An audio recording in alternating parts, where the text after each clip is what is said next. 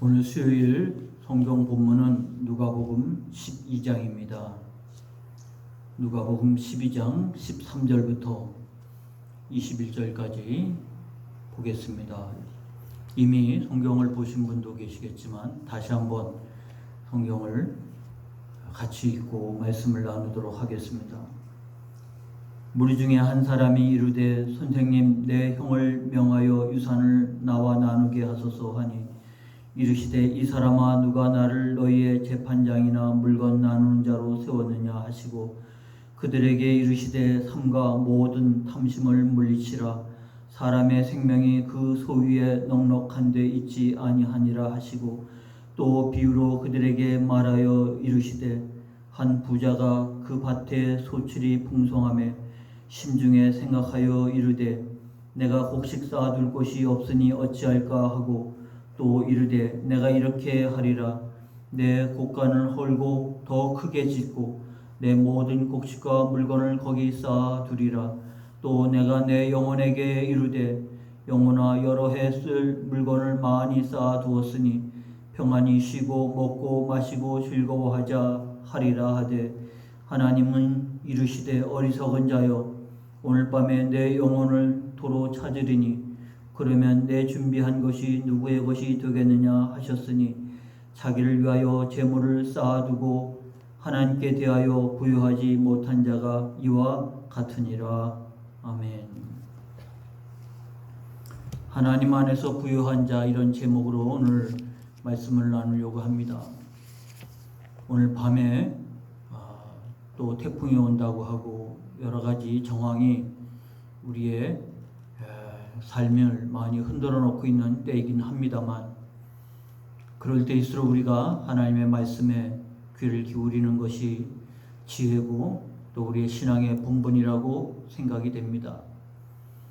오늘 누가복음 12장 본문 말씀은 이 앞에 내용들을 우리가 잠깐 살펴보아야 이해하기가 좀 쉽습니다.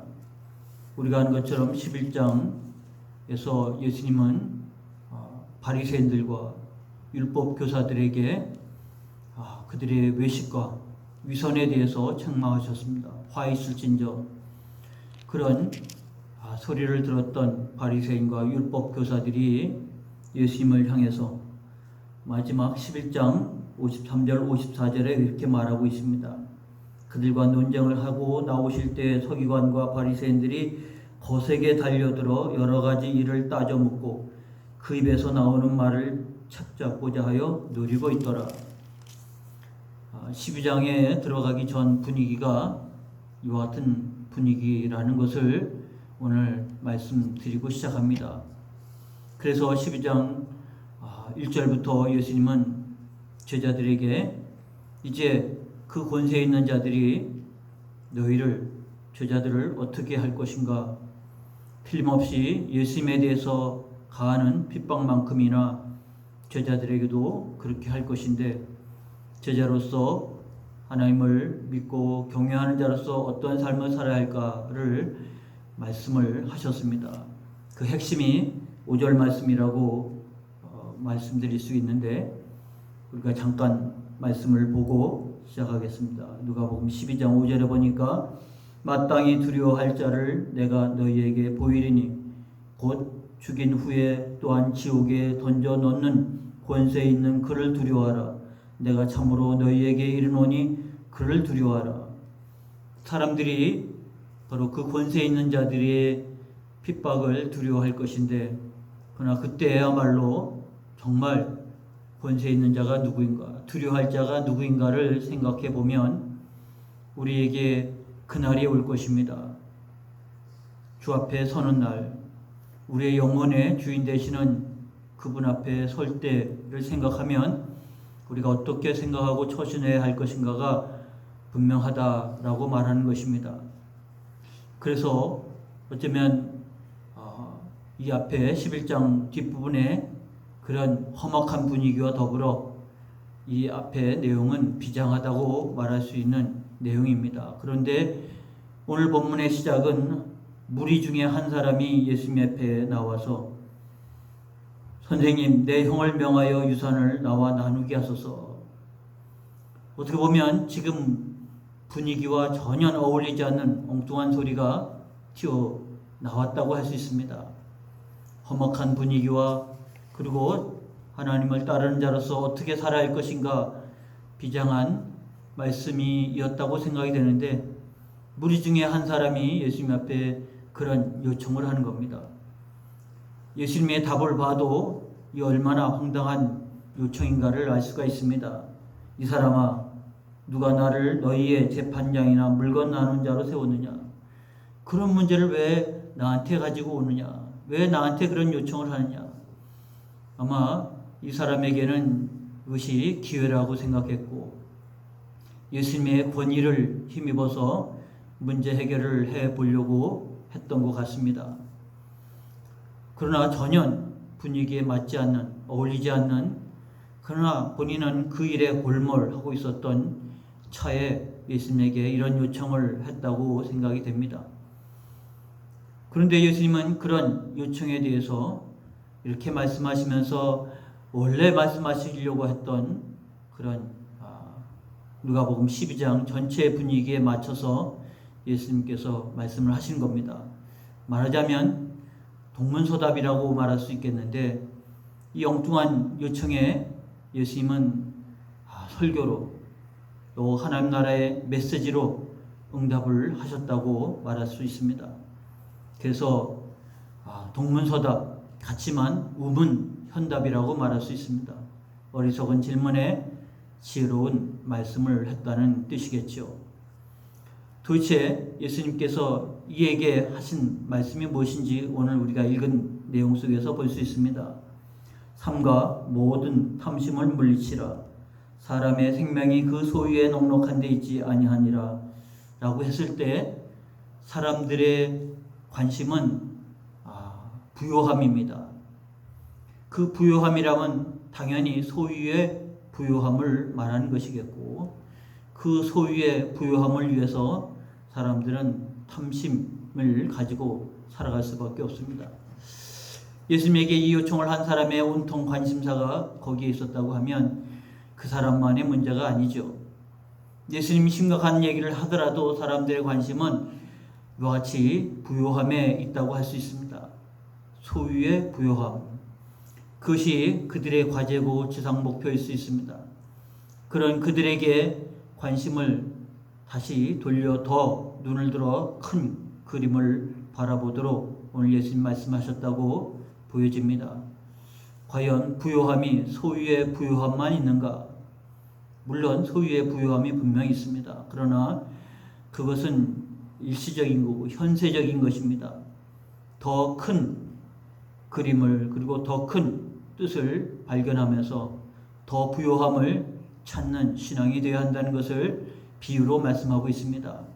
그 비유에 한 부자가 그 밭을 소유했고 그가 농사를 잘 져서 그가 가지고 있는 창고에 다 집어넣을 수 없을 만큼 많은 수확을 거둬 고민에 빠졌습니다. 어떻게 할까? 그가 찾은 해답은 창고를 헐고 더 크게 지어서 그 모든 곡식과 물건을 거기 쌓아두는 겁니다. 그와 같이 한 이유는 자기를 위해서. 그래서 그가 스스로 자기 영혼을 향해서 말합니다. 여러 해 쓸 물건을 많이 쌓아두었으니 평안히 쉬고 먹고 마시고 즐거워하자. 예수님의 비유에서 나온 이 한 사람은 그야말로 부요한 자입니다.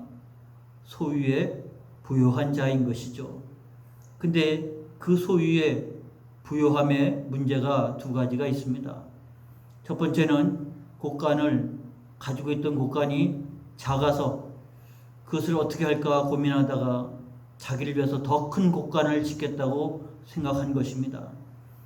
그 부요함의 의미와 뜻을 그가 분명하게 헤아리지 못한 것이죠.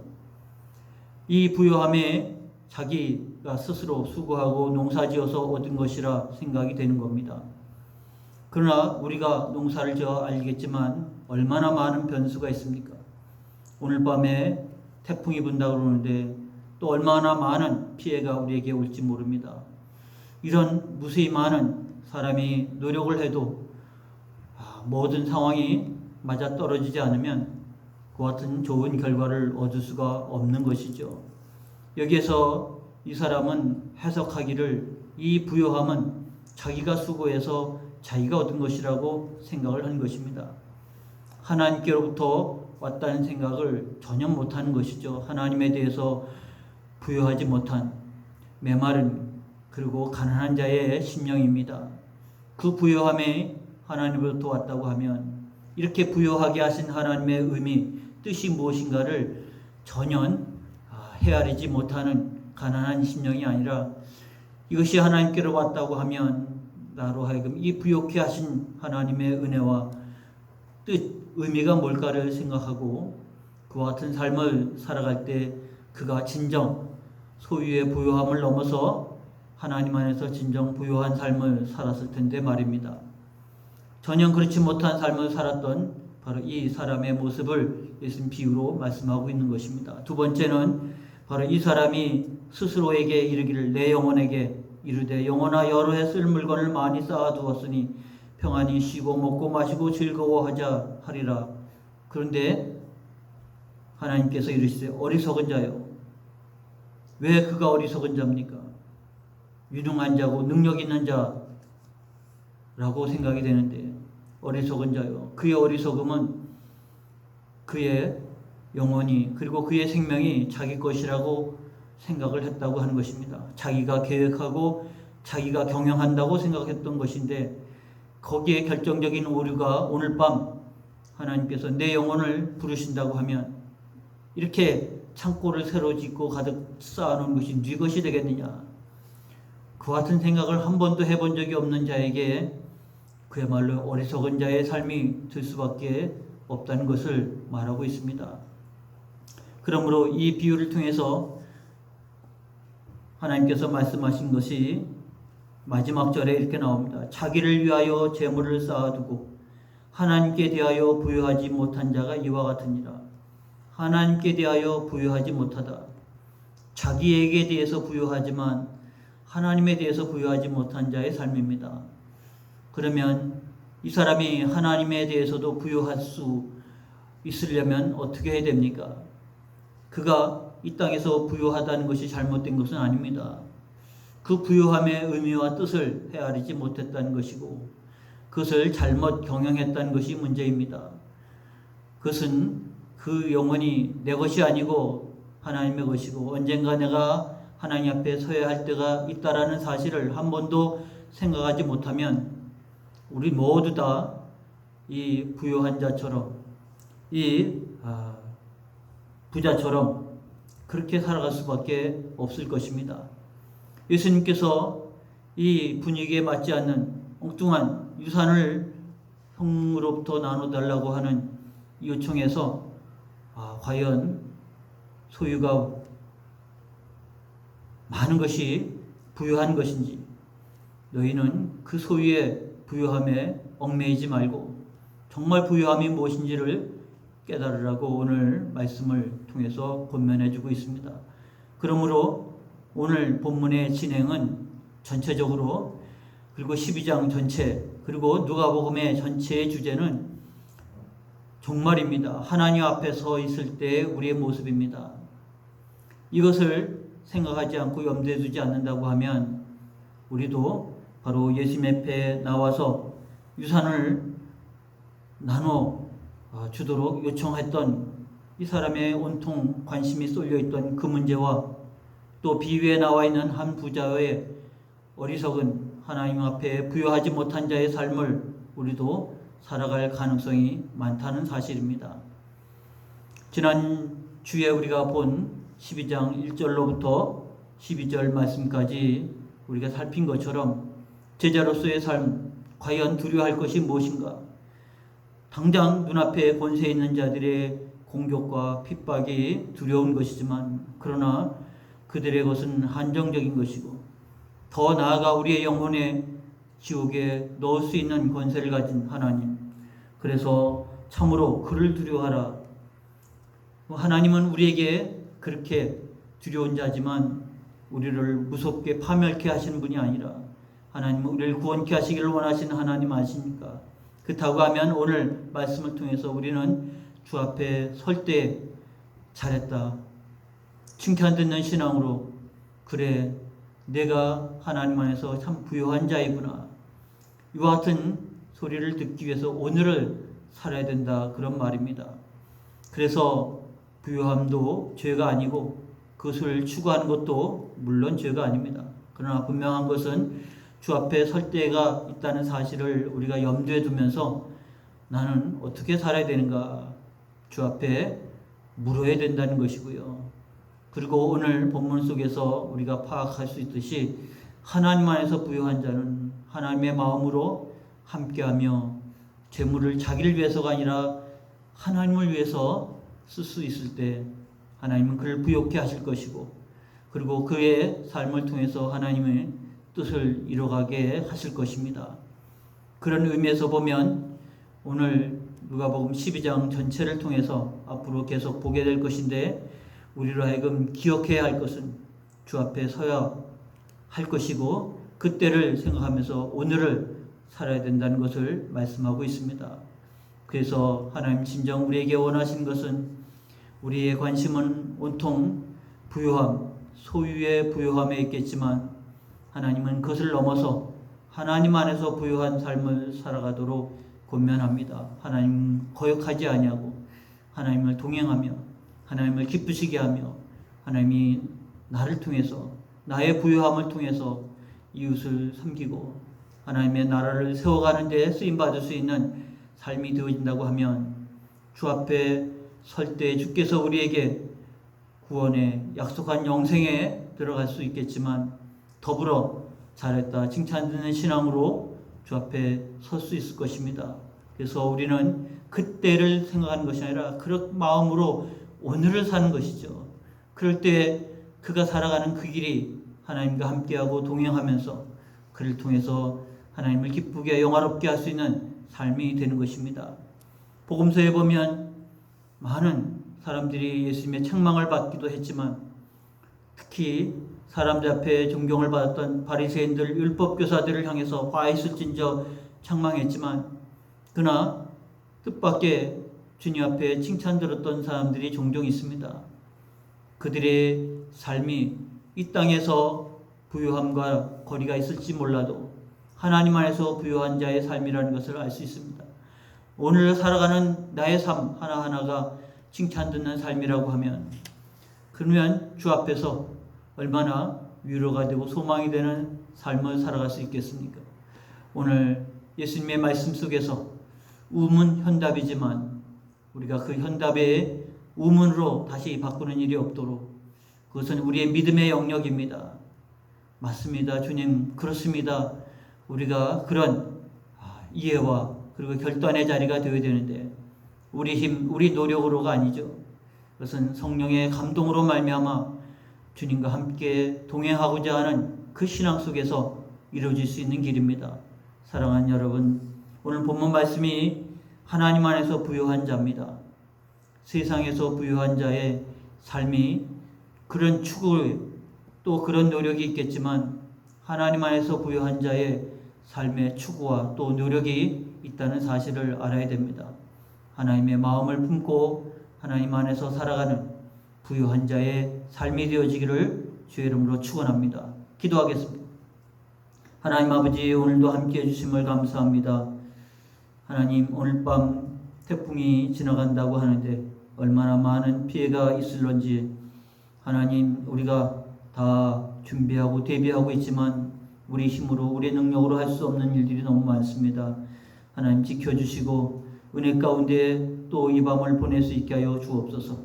우리의 삶이 오늘 본문에 나와 있는 자처럼 늘 주 앞에 우문을 가지고 나옵니다. 그것은 하나님을 모르고 하나님의 마음을 모르고 하나님의 뜻을 모르고 우리가 주 앞에 그런 생각, 그런 의문을 품고 있을 때가 많지요. 말씀을 통해서 깨닫는 저희가 되게 하여 주옵소서. 아버지, 우리의 노력으로 되어질 일이 아닌 것임을 성령의 감동으로 깨달아 결단하는 삶이 되게 하여 주옵소서. 세상에 부요한 자의 삶을 추구하는 것이 아니라 하나님 안에서 부요한 자의 삶을 추구하는 저희가 되게 하옵소서. 우리 영혼이 하나님의 것이며 하나님이 우리를 주시는 모든 것들이 하나님 안에서 의미가 있고 뜻이 있음을 깨닫습니다.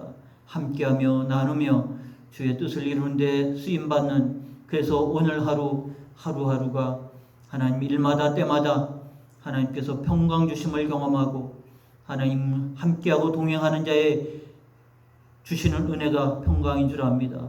이런 주님과 함께하는 평강에 충만한 자의 삶을 살아가는 저희가 되게 하여 주옵소서. 그래서 이 태풍으로 인한, 그리고 코로나19로 인한 이 어수선한 가정 속에서도 주님을 바라보고 더욱더 다름질해가는 저희들의 삶이 될 수 있도록 인도하여 주시옵소서. 성령의 기름 부심이 함께하기를 간절히 사모하며 속히 이 때가 지나가고 우리가 바른 예배를 드릴 수 있도록, 함께 모여 예배할 수 있도록 은혜 나리워 주시옵소서. 예수님의 이름으로 기도하옵나이다. 아멘. 찬송 438장 부르고 중보기도 하고 주기도문도 그렇게 예배를 마치시기를 바랍니다.